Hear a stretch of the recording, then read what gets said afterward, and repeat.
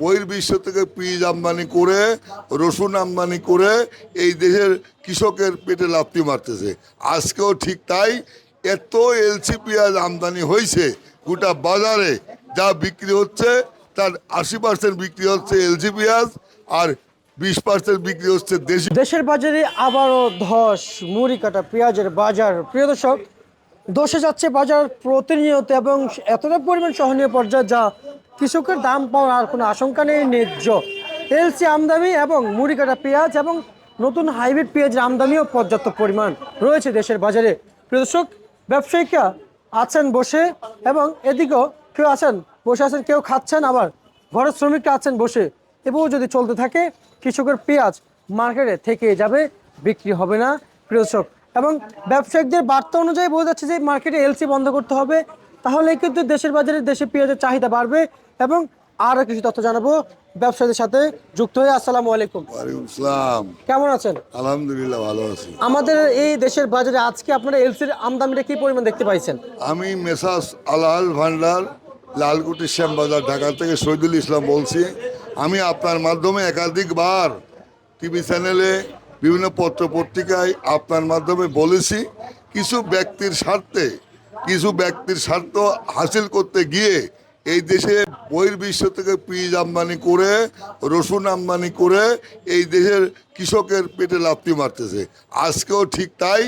এত এলসি পেঁয়াজ আমদানি হয়েছে, গোটা বাজারে যা বিক্রি হচ্ছে তার 80% বিক্রি হচ্ছে এলসি পেঁয়াজ, আর 20% বিক্রি হচ্ছে দেশি পেঁয়াজ। যে এলসি পেঁয়াজের তরকারি রান্না করলে, ভারতীয় পেঁয়াজের তরকারি রান্না করলে 8 ঘন্টা পর ত্বক হয়ে যায় এবং 10 ঘন্টা পর তরকারি রং কালো হয়ে যায়। আর আমার সোনার বাংলায় যে দেশি পেঁয়াজ, এই পেঁয়াজ 20 ঘন্টা তরকারি অটুট থাকে, রং অটুট থাকে, কালার অটুট থাকে, তরকারি টক হয় না। কিন্তু আমরা দেশপ্রেমিক না হওয়ার কারণে, আমাদের মধ্যে দেশপ্রেমিক কম বলেই আমরা বহির্বিশ্বর পেঁয়াজ খাই, বহির্বিশ্বর রসুন খাই, বহির্বিশ্বর আদা খাই। আমাদের দেশে এই পেঁয়াজের বীজের উপর, আদার বীজের উপরে, আলুর বীজের উপরে, বিভিন্ন কৃষি পণ্য বীজের উপরে আপনার গবেষণাগার বানা, যারা বিদেশ থেকে ডক্টরের ডিগ্রি নিয়ে এসে বসে আছেন, তাদের উদ্দেশ্যে আমার সবিনয় অনুরোধ, আকুল আবেদন, সবিনয় অনুরোধ, আপনারা সব যাবতীয় কৃষিপণ্যর বীজের উপরে গবেষণা চলা, বীজ আমদানি করেন, বীজ এলসি করে আমদানি করে কৃষকের হাতে তুলে দেন। আচ্ছা আচ্ছা, এটি জানতে চাইবো আপনার কাছ থেকে, আসলে এই মুহূর্তে এই যে পেঁয়াজের বাজার কমলো, কৃষকের কি পরিমাণ ক্ষতি হচ্ছে একটু জানাবেন। কৃষকের এই যে নতুন করে যে এলসি দিয়ে যে পেঁয়াজ আমদানি করলো, পেঁয়াজের বাজার 6 লাখ হয়ে গেছে, আলুর বাজার 6 লাখ হয়ে গেছে, রসুনের বাজার 6 লাখ হয়ে গেছে। ব্যাপক ক্ষতি, এই ক্ষতির সীমা নেই। কিন্তু কার কাছে বলবো, কাকে বলবো? এই দেশের মানুষের দেশপ্রেম নাই।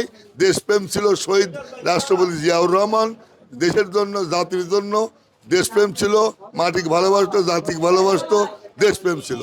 আচ্ছা কাকা, একটু জানতে চাইবো যে আসলে এই মুহূর্তে আপনাদের আসলে আমাদের দেশের কৃষকদের কি অবস্থান আছে একটু জানাবেন। এই দেশের কৃষক এখন বর্তমান যে পরিস্থিতি হয়েছে এবং হতে যাচ্ছে, সেটা গতবার যেরকম লক্ষ লক্ষ কোটি কোটি টাকা কৃষক লস খাইছে, এবারও যা অবস্থা সৃষ্টি হচ্ছে তাতে লক্ষ লক্ষ কোটি কোটি টাকা কৃষক লসের সম্মুখে পড়বে। আচ্ছা, এই বিষয়ে আপনারা আসলে এই যে কৃষকদের এখন লস হচ্ছে, এই বিষয়ে আপনারা আসলে আমাদের সরকার আছেন কিংবা উপদেষ্টা আছেন এবং বাণিজ্য সচিব আছেন, আসলে ওনাদের কাছে আপনারা কি বার্তা রাখতে চান এই মুহূর্তে? আমি আপনার মাধ্যমে এই দেশের কৃষকের পাশে দাঁড়ানোর জন্য, কৃষকের আলোর মুখ দেখানোর জন্য, কৃষক 10 দিন আগেও কিছু লাভের আলোর লাগিয়েছিল গায়ে, বুঝছেন? কিন্তু আজ 5-7 দিন যাবৎ যা হচ্ছে, যা হতে যাচ্ছে, বিদেশ থেকে পেঁয়াজ আমদানি করে বাজার 6 লাখ করে ফেলছে। এখন মাননীয় বাণিজ্য উপদেষ্টার প্রতি আমার সবিনয় অনুরোধ, কৃষি উপদেষ্টার প্রতি সবিনয় অনুরোধ, এবং যত লোক বহির্বিশ্ব থেকে ডক্টরেট ডিগ্রি নিয়ে আর খামার বাড়িতে বসে আছেন, তাদের কাছে অনুরোধ, আর কোনো পণ্য, এই পেঁয়াজ, রসুন, আদা, এই জাতীয় যত পণ্য আছে, আপেল, কমলা, আপনার এই জাতীয় যত পণ্য আছে, বিদেশ থেকে আমদানি না করে কৃষকের পেটে লাথি না মারে এই দেশে বীজ উদ্ভাবন করেন, বীজ উদ্ভাবন করে কৃষকের হাতে দেন, কৃষক বাঁচান, দেশ বাঁচান। আচ্ছা আচ্ছা আচ্ছা, কাকা আর আজকের এই বাজারে আসলে এই যে এলসির পরিবর্তে কিন্তু আমরা বিগত কয়েকদিন আগে কিন্তু এই পেঁয়াজ মার্কেটে ছিল, তাই না? এলসির পরিবর্তে তারপরে না এলসি এসেছে প্রায় 4-5 দিন পরে, কিন্তু এই পেঁয়াজ এখন চাহিদা কেমন আছে? এই পেঁয়াজে এলসি আসার কারণে এই পেঁয়াজের ধস নামে, সেটা তো এলসির পেঁয়াজের নকল নাই, এটা ভারত থেকে বীজ আমদানি করে এই পিসটা বাংলাদেশে উৎপাদন করেছে।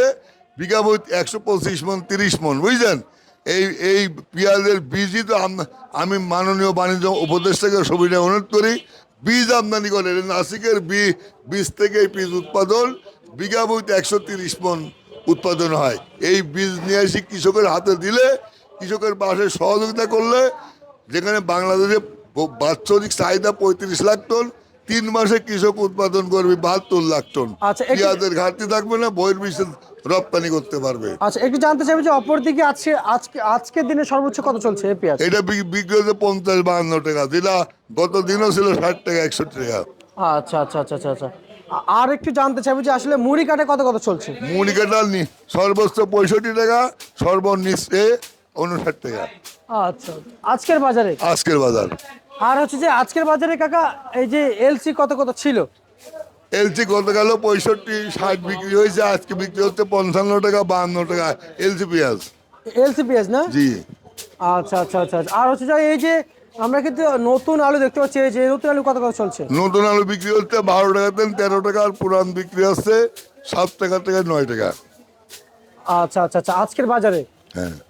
আর হচ্ছে যে এই যে পুরাতন আলু কত কত বিক্রি চলছে? পুরাতন আলু বিক্রি হচ্ছে 7 টাকা থেকে 9 টাকা, নতুন আলু 12 টাকা থেকে 13 টাকা 11 টাকা বিক্রি হচ্ছে। রসুন কত চলছে? রসুন বিক্রি হচ্ছে 30 টাকা থেকে 40 টাকা, উপরে বাজার 50 টাকা, যা উৎপাদন খরচের 50%।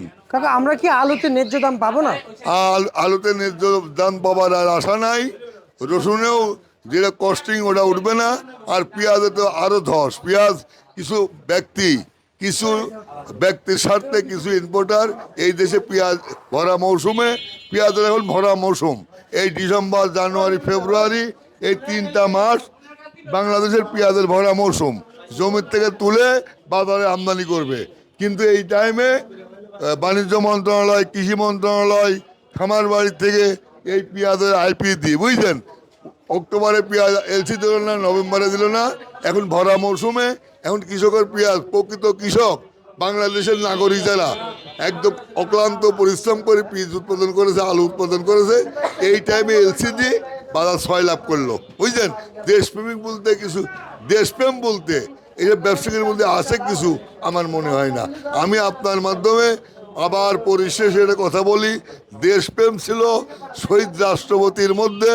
উনি বিদেশ থেকে ধানের বীজ দিয়ে আসি এই দেশে কৃষকের হাতে তুলে দিয়েছে, মাঠে মাঠে চকে চকে ডিপটি কল বসা পানির ব্যবস্থা করে দিয়েছে, যেখানে বিঘাবুট 9 মন আউশ ধান হতো, 10 মন আমন ধান হতো।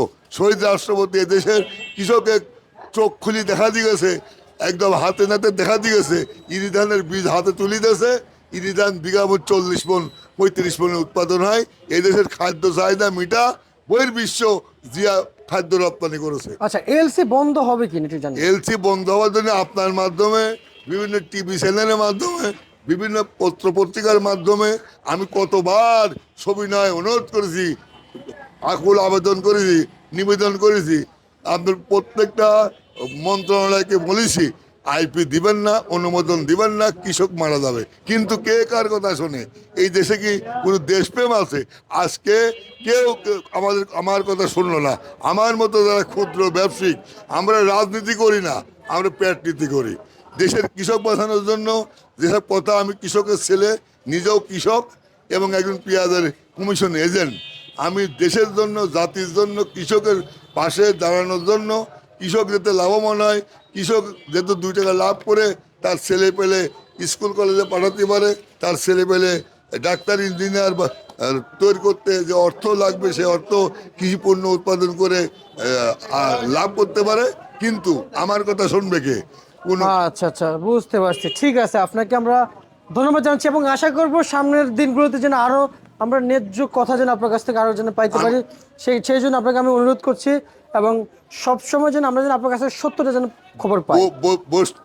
নিষ্ঠা নিষ্ঠা নিষ্ঠা সত্য কথা আমি সবসময় বলবো, সবসময় কৃষকের পাশে আছি। যতক্ষণ ধলে দান আসে অতক্ষণ কৃষকের পাশে থাকবো। কৃষক লাভবান হলেই দেশের লাভবান, কৃষক লাভবান হলেই জাতির লাভবান, কৃষক লাভবান হলেই দেশের উন্নতি, কৃষকের অবনতি হলেই দেশের অবনতি। ঠিক আছে, আপনাকে অসংখ্য ধন্যবাদ। এই ছিল আজকে সর্বশেষ ভারত তালিকা। প্রিয় দর্শক, ঢাকা থেকে